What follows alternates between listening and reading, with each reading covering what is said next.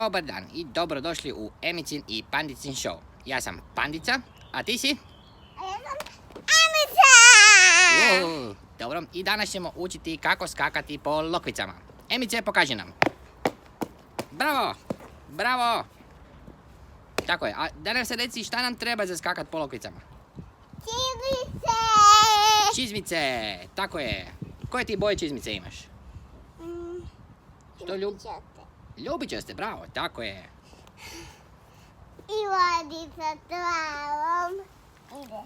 O, i vodica.